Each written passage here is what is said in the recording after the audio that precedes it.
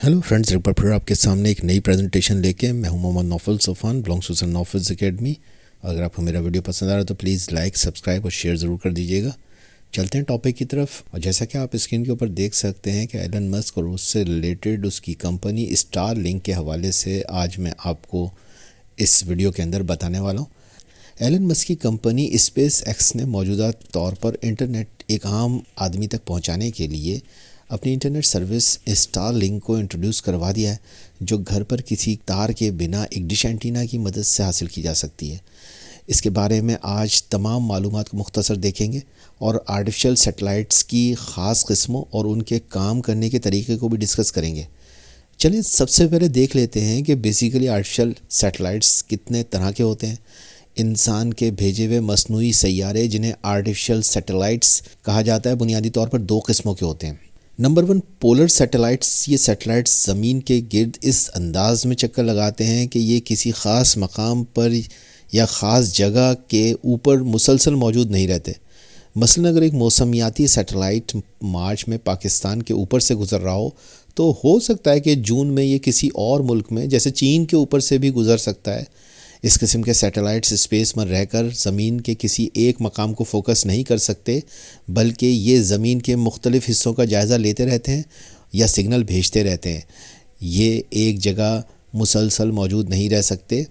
जबकि दूसरी तरफ जियो स्टेशनरी सैटेलाइट्स हैं। ये सैटेलाइट्स ज़मीन की गर्दिश के साथ साथ ही गर्दिश करते हैं और यूँ मुस्तकिल तौर पर ज़मीन के ऊपर एक ख़ास जगह को फोकस किए स्पेस में मौजूद रहते हैं और इसी ख़ास मकाम के ऊपर जुड़ जाते हैं और गर्दिश करते रहते हैं और मुसलसल उसी मकाम के ऊपर रहते हैं।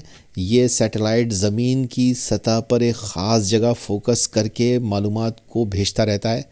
मसलन एक जासूसी सैयारा मुस्तकिल तौर पर कराची के ऊपर ही मौजूद रह सकता है और उसी इलाके की निगरानी करता रहता है। इस किस्म के सैटेलाइट्स को जियो स्टेशनरी सैटेलाइट्स कहा जाता है।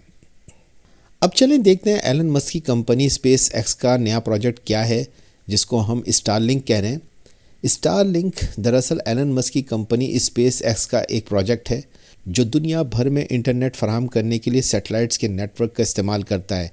इसका आगाज़ 2015 में हुआ और ये इन इलाक़ों में इंटरनेट की सहूलियात मैसर करने के लिए डिज़ाइन किया गया है जहाँ इंटरनेट तक रसाई मुमकिन नहीं या महदूद है। स्टार नेट दरअसल स्पेस एक्स के मालिक एलन मस्क के प्रोजेक्ट्स का नाम है।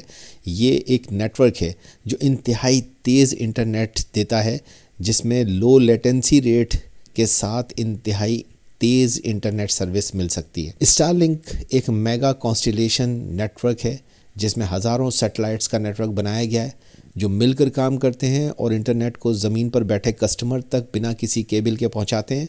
और इस इंटरनेट को हासिल करने के लिए कस्टमर को एक डिश एंटीना का सहारा लेना पड़ता है। ये नेटवर्क दुनिया भर में ख़ास तौर पर दूर दराज इलाक़ों में तेज़ रफ्तार इंटरनेट फराहम करने के लिए डिज़ाइन किया गया है।